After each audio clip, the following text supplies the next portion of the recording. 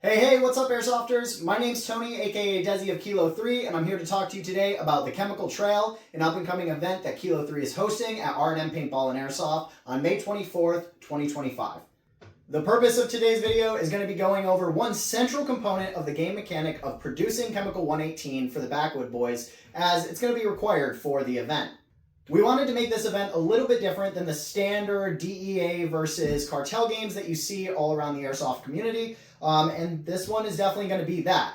What I have in front of me here is a centrifuge that allows us to extract solids out of a liquid, which is basically the premise of how Chemical 118 will be made.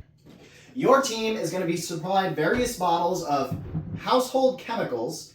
They're not real, it's just for game purposes, but you'll use these chemicals in order to manufacture your Chemical 118, which you'll then sell to earn your team points. So I know you're asking, Desi, how are we going to run a centrifuge that requires to be plugged in order to make the event successful? Well, your team's going to be supplied not only the centrifuge and your makeshift chemicals, but as well as a battery power bank that will allow you to run your system. Now, there are a few very important things that I need you guys to understand about the centrifuge. It's not allowed to operate while it is in motion. So that means if you plant it down, you fill it up, and you're using it, you cannot move it. Not only is it part of the game mechanics, but it's also a part of safely operating this machine in order to make sure that it doesn't damage itself. So number one is that the test tubes that are inside it are the only test tubes that are allowed to be inside of it. When you fill them, you have to make sure that they're filled to the same level. We'll have Sharpie marks for you guys. And they have to be filled to the same exact level on each opposing side of the cylinder. So if you're going to use it, you can only minimum run 2 at a time, 4 at a time, or all 6 cylinders at a time. You guys will likely want to run all 6.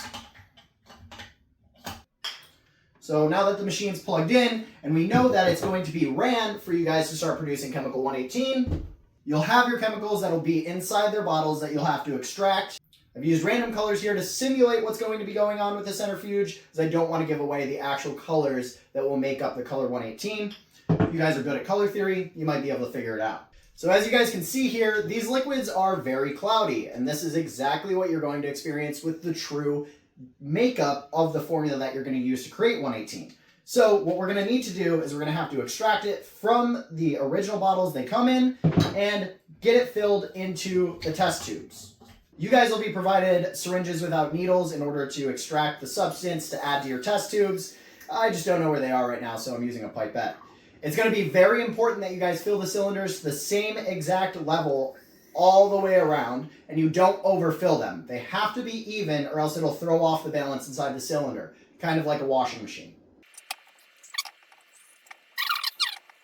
So once you have your solutions filled up to the same exact level, and they're still cloudy, you're going to insert them into the centrifuge. Don't worry, there are no caps. It'll separate the solids without the caps, and the liquid will not go flying. Make sure your centrifuge is plugged in, and remember, once it is running, you are not able to move it while it's operating. You're going to have to wait until the entire thing stops spinning. Close your lid, and you're going to look at the dials on the front. There are 2 different dials. There's a timer. It only takes about 3 minutes to do this entire process, and then you're going to slowly apply speed with the smaller dial. You'll notice they really don't spin at first, and then you can slowly bring the speed up. Just like that. And while this is going on, you're going to want to protect your lab site from any invading force, whether you're hidden or using a security detail. That's totally up to you. We're going to let this thing run for about 3 minutes, and then we'll show you what it does to the solutions. And to remind you guys that Chemical 118 is severely potent. If you get the actual combined chemical on your skin, you are to call yourself out. If a grenade gets thrown near you and the lab explodes, that'll also signify that you're going to be out as well. Once your 3 minutes have surpassed, go ahead and turn the speed down slowly until you reach 0 and allow the center cylinder to completely stop before lifting the lid or checking on it. You can also reset the timer to 0 so it's not annoyingly clicking. And you're going to go ahead and extract your vials, and you'll notice that the solids have settled to the bottom and you're left with a more clear, just colored liquid. This is exactly what you're looking for. This one's an even better example. You can really see the solids settled out. You'll use your 2 components and a third secret component that I'm not going to show you right now to combine together, just like so, making a mess. and it'll give you your final product color. At this point, you'll add the third ingredient that we're not going to talk about on this video, and at that point, you're ready to transition your chemical. Again, you'll use syringes for this, into your final product vial, making sure that they're totally full. You'll apply the cap, and you'll go ahead and contact to make your drop off. Alrighty guys, so that's the basic gist on how you're going to be creating chemical 118. A few reminders: do not move the centrifuge when it's in motion. You are not allowed to interact with it if you are hit.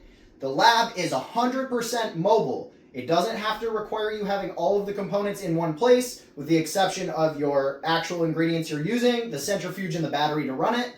And that's really about it. As far as the raw ingredients provided to you guys, they'll come in a bottle with a little air pump set up, and that's to make sure that the solids don't dissipate before you're able to use the centrifuge. You will be required to keep those running at all times. They'll be ran off of individual battery packs and be very portable. There's chemical 118. Shadows move through the pinewood maze. Smoke hangs thick like a toxic haze. Whispers ride on the midnight gale, down the spine of the chemical trail.